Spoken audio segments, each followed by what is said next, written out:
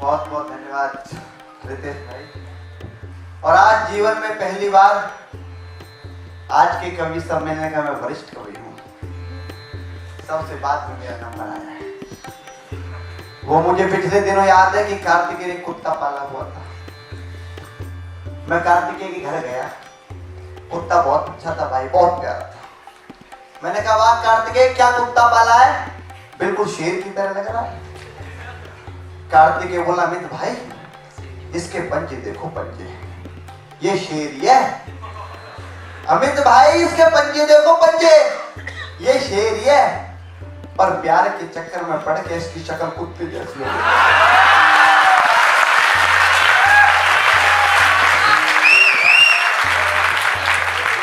भाई साहब वापस ले जनता। ताली तो इस बात पर बजाना कि पहले हमारा कार्तिकेय भी शेर होता था। इसके पंजे देखो, पंजे, और किस दिन से अत्याचार बहुत बढ़ गया। अभी मेरा छोटा भाई बेटियों की बात कर रहा था, मैं तो छोटा ही कहूंगा क्योंकि सम्मान मिल जाता है। वो एक अलग बात है, उसकी दाढ़ी ज्यादा बड़ी हो गई, मेरे से आती नहीं है। तो भाई साहब कह रहे थे कि भगवान कृष्ण को इस देश में आना चाहिए, पाप का नाश करना चाहिए, लेकिन मैं मना करता हूँ कि भगवान बिल्कुल चक्कर में मत पड़िए। और वो समय नहीं है, कोई आपको बुलाए, भक्त कितना भी बुलाए मत जाना, क्योंकि हमारे मित्र विकास ने लिखा है कि इस महंगाई में कन्हैया यदि आए तो, कि इस महंगाई में कन्हैया यदि आए तो दूध नहीं छोड़ो रोटी दाल हमारा डालेगी।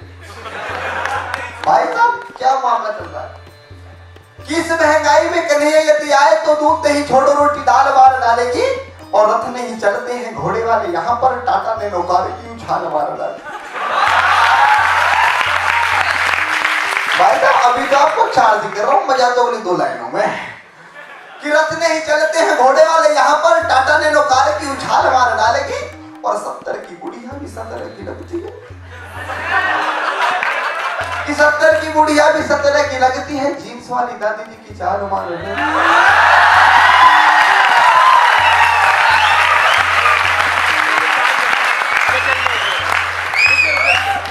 इस महंगाई में कन्हैया यदि आए तो दूध नहीं छोड़ो रोटी दाल मार डालेगी, रथ नहीं चलते हैं घोड़े वाले यहाँ पर, टाटा ने नौकार की उछाल मार डालेगी, और 70 की बुढ़िया भी 70 की लगती है, जीन्स वाली दादी जी की चाल मार डालेगी, और दो सिम वाले फोन गोपियों के हाथ रात रात भर मिस्ड कॉल मार डालेगी।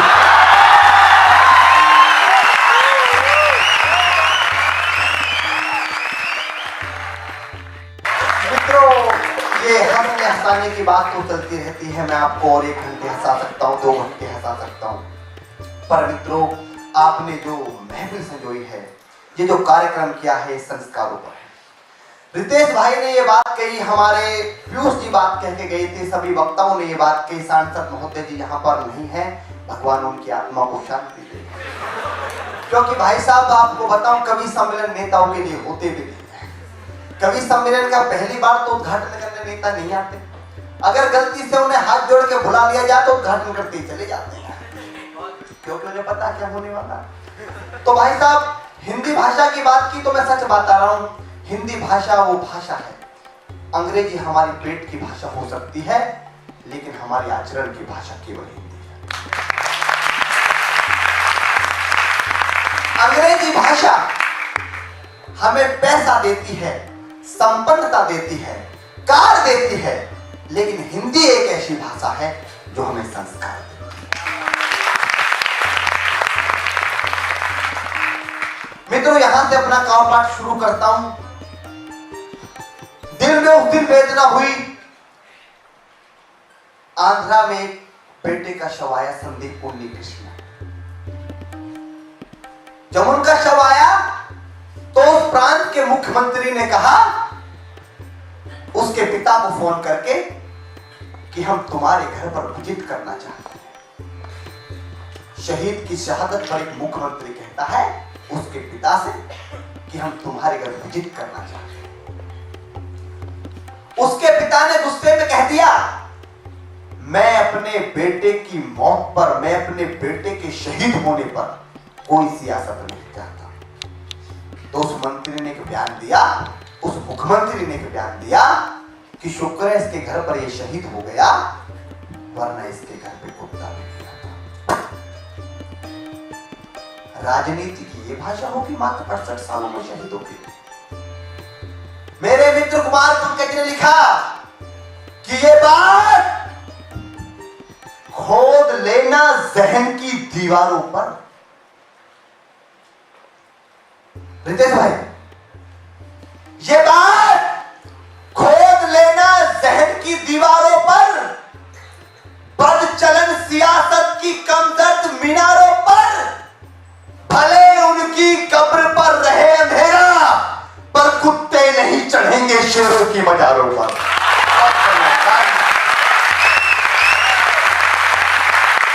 इतिहास की बात कही, आप बहुत देर से बैठे हो मित्रों, मैं आपकी उपस्थिति को नमन करता हूं, आपकी उपस्थिति को चरण स्पर्श करता हूं। लंच का टाइम हो रहा है, खाने का टाइम हो रहा है, मैं भी आपका ज्यादा समय नहीं लेना चाहता, सीधे सीधे वो कविता रखकर आपके बीच में अपना स्थान ग्रहण करूंगा। ऐतिहासिक पृष्ठभूमि पर कविता है, जैसे मेरे रितेश भाई ने बताया उसी तरह की कविता है।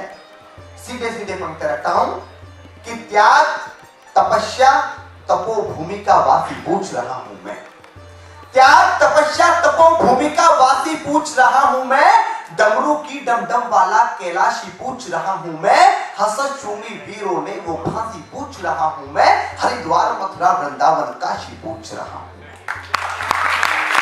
हरिद्वार मथुरा वृंदावन काशी पूछ रहा हूं मैं, दुनिया जहां की सोच से आगे बढ़कर पूछ रहा हूं मैं, दुनिया जहां की सोच से आगे बढ़कर पूछ रहा हूं मैं, अंतर्द्वंद विचारों से भी लड़कर पूछ रहा हूं मैं, दहशतगर्दों की छाती पर चढ़कर पूछ रहा हूं मैं, इतिहासकार और सिंहासन से अड़कर पूछ रहा हूं मैं, इतिहासकार और सिंहासन से अड़कर पूछ रहा हूं मैं। और क्या पूछ रहा हूं कि पूर्वजों की वीरता के कितने इतिहास पढ़ा डाले, कि पूर्वजों की वीरता के कितने इतिहास पढ़ा डाले, सुन सुन आती हंसी मुझे कितने उपहास पढ़ा डाले, मैंने इतिहासों के अंदर कितने कितने महान सुने, कई राणा महाराणा और कितने ही चौहान सुने, सूरज की सारी किरणें भारत से होकर जाती थी, सुना यहाँ तक सारी दुनिया आर्गत कहलाती थी, संत महात्मा, अरे संत महात्मा वीरों से ही मेरे देश का नाम रहा, संत महात्मा वीरों से ही मेरे देश का नाम रहा, फिर भी मेरा भारत क्यों 1200 वर्ष गुलाम रहा,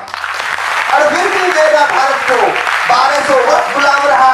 यहाँ पन्ना सी तरुणाई थी, क्या था भैया, आगे तो भैया कहते हैं देश में कि यहाँ पन्ना सी तरुणाई थी, फिर भी ये देश गुलाम रहा। चेतन, कि यहाँ पन्ना सी तरुणाई थी, फिर भी ये देश गुलाम रहा, इस देश में लक्ष्मीबाई थी, फिर भी ये देश गुलाम रहा। यहाँ पन्ना सी तरुणाई थी, फिर भी ये देश गुलाम रहा, इस देश में लक्ष्मीबाई थी, फिर भी ये देश गुलाम रहा। क्या चाणक्य की कूटनीति बिल्कुल भी काम नहीं आई, क्या गंगा सरयू जैसी नदियां रौद्र रूप न दिखलाई, इतिहासों के पृष्ठों में तो पृथ्वीराज मतवाला है, चेतक वाले महाराणा का 1 कुंटल का भाला है, दोनों हाथों से करमवती रानी तलवार चलाती थी, इज्जत हेतु रानी पद्मिनी अग्नि में जल जाती थी, भारत माता का सीना उस दिन जड़ से फूल गया जब 12 वर्ष का खुदीराम भास्कर फांसी पर झूल गया,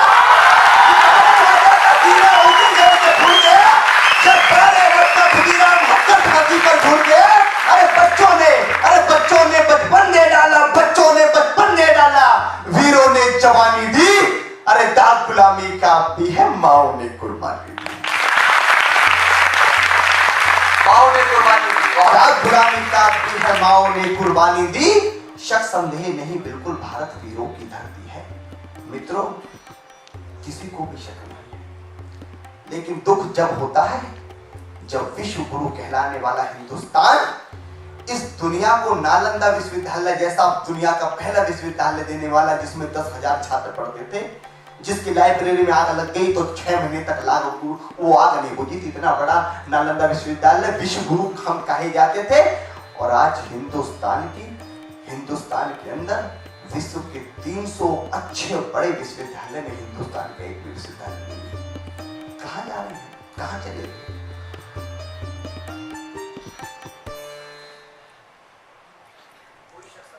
कोई शक संदेह नहीं, बिल्कुल शक संदेह नहीं, बिल्कुल भारत वीरों की धरती है, गंगा यमुना जैसी नदियां इसकी आरती करती हैं, इतिहासों में सच लिखा है राणा या चौहान हुए, घास फूस का देश बचाया कितने बड़े महान हुए, देखो भारत के नक्शे पर बारूदों के ढेर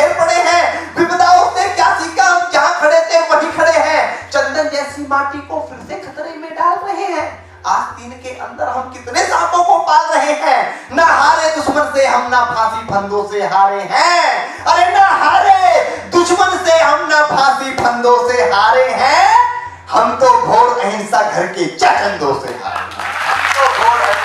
ना हारे दुश्मन के हम ना फांसी फंदों से हारे हैं, हम तो घोर अहिंसा घर के जय चंदों से हारे हैं।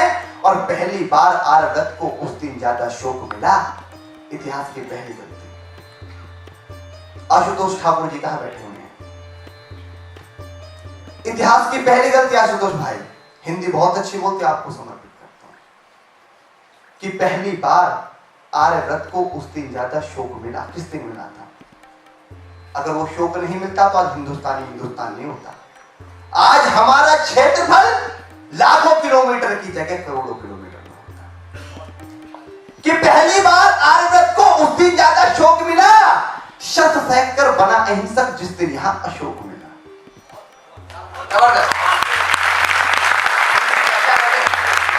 कि पहली बार आर्यव्रत को उस दिन ज्यादा शोक मिला, हमने अहिंसा अपना ली।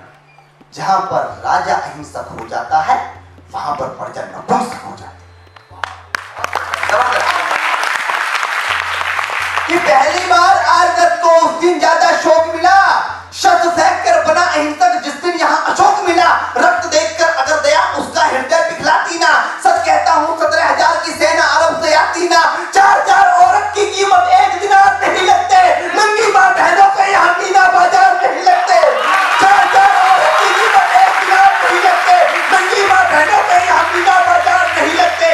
दुनिया जूझ रही जिससे ये शोर शराबा ना होता, दुनिया जूझ रही जिससे ये शोर शराबा ना होता, मजहबी नाम से इस दुनिया में खून खराबा ना होता। आतंकवाद की मुझे बताओ असली देन कहां से है? बगदादी हाफिज सैयद दाऊद लादेन कहां से है? इतिहासों को मत झुटलाओ, कथा कहानी किससे थे? इतिहासों को मत झुटलाओ, कथा कहानी किससे थे? अरे आतंकी जहां बोलते हैं वो भी भारत के हिस्से थे। इतिहासों को मत झुटलाओ, इतिहासों को मत झुटलाओ, कथा कहानी किससे थे? अरे आतंकी जहां बोलते हैं वो भी भारत के हिस्से थे। इस भीषण खून खराबे में, इस भीषण खून खराबे में एक आरोप लगाता हूं हिंदुस्तान पर।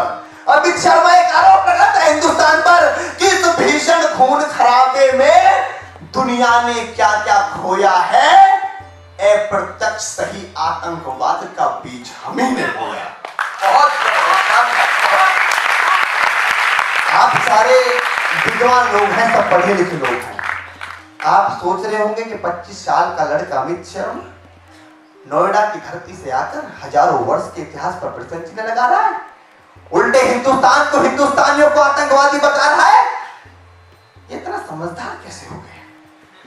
मित्रों, इस बात का जवाब देके जाऊंगा।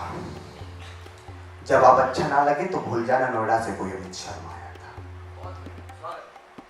कौन थे हम? क्या थे हम? पहचान क्या थी हमारी? हम विश्व गुरु थे। रितेश भाई, हम विश्व गुरु थे। विश्व गुरु वाला परिधान दिखाना था। हमने वो वस्त्र फेंक दी, वो चोले उतार के फेंक दिए। हम विश्व गुरु थे, विश्व गुरु वाला परिधान दिखाना था। सुख शांति चैन अमन का जपको पाठ पढ़ाना था। लेकिन सही राह दुनिया को हम भी दिखा नहीं पाए, मानवता की परिभाषा दुनिया को बता नहीं पाए। जगत गुरु यानी जग के, जगत गुरु यानी जग के भगवान हम ही तो थे। अरे सारी दुनिया मूर्ख थी, उसके विद्वान हम ही तो थे। अरे अंजाम गलत आता है तो, अंजाम गलत आता है तो गलती शुरू की होती है, और शिष्य अगर नालायक हो तो गलती गुरु की होती है।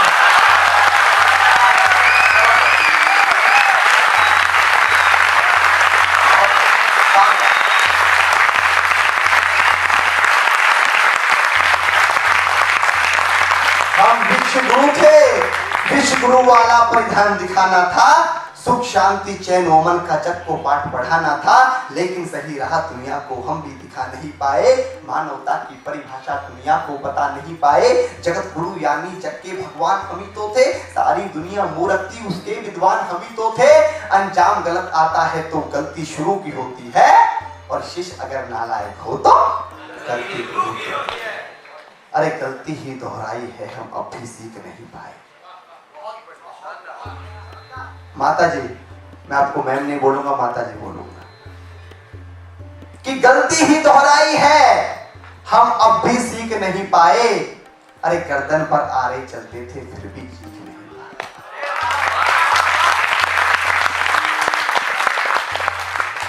गलती पर गर्दन पर आरे चलते थे फिर भी चीख नहीं पाए।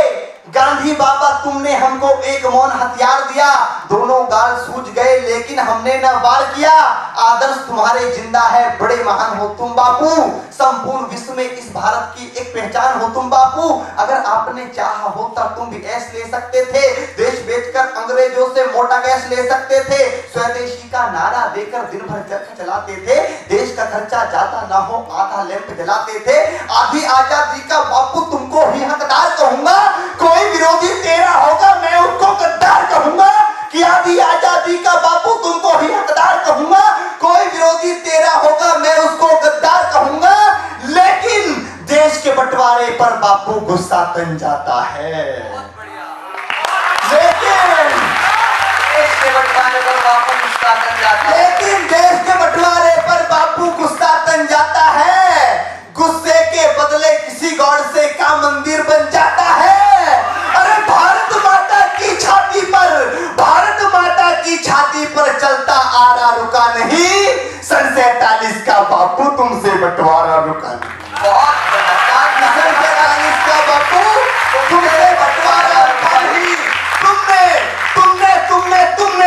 तुमने बापू बोला था ये शाख नहीं छटने दूंगा, इंच इंच कट जाऊंगा पर देश नहीं बटने दूंगा। चंदा सूरज धरती अंबर सारे ही शर्मिंदा थे, जिस दिन देश बटा बापू जी उस दिन तुम भी जिंदा थे। धरती अंबर सारे ही शर्मिंदा थे, जिस दिन देश बटा बापू जी उस दिन तुम भी जिंदा थे। मवेशी हरिंदों के हाथों में महिला बने खिलौने थे, कविताओं में क्या बदलाऊं कितने खिलौने थे। 40 लाख मृत लोगों का जिम्मेदार किसे लिखूं, देश बांटने वालों में बोलो गद्दार किसे लिखूं। रोते रोते कितनी आंखें थी जो पथराई थी, अरे पूछ रही लावारिस लाशें जो कुत्तों ने खाई।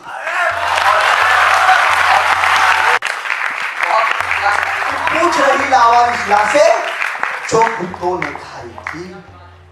हिंदुस्तान की माटी का परिवेश अधर में छोड़ दिया, इतिहास की सबसे कड़वी बनती है, इससे कड़वा में कुछ नहीं लिख सकता। इस कड़वे सच को बहुत शालीनता के साथ कहूंगा, हिंदुस्तान की माटी का, जो समझदार लोग समझ जाएंगे, हिंदुस्तान की माटी का परिवेश अधर में छोड़ दिया, बंटवारा करके भी बापू देश अधर में छोड़ दिया।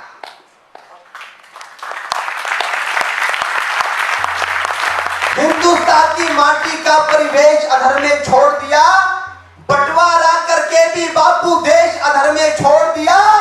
अरे दो थप्पड़ लग जाने पर उल्टा एक तो मारा करते, अरे बंटवारा भी करना था तो ढंग से बंटवारा करते।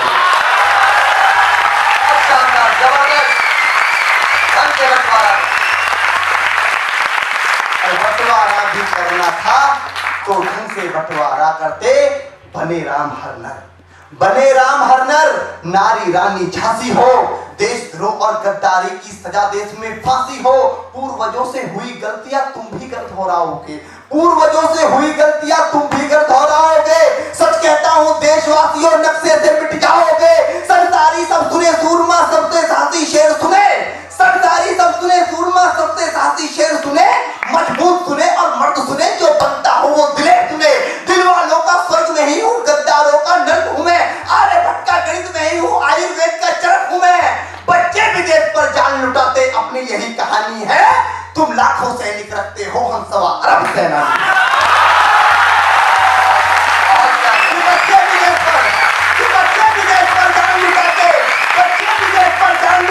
अपनी यही कहानी है। तुम लाखों सैनिक रखते हो, हम 1.25 अरब सेनानी हैं। अविरल बहता माँ गंगा का पानी बोल रहा हूं मैं, अविरल बहता माँ गंगा का पानी बोल रहा हूं मैं।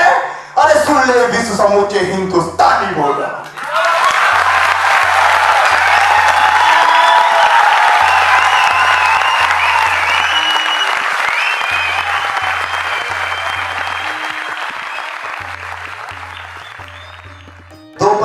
साथ इस कार्यक्रम को विराम दूंगा।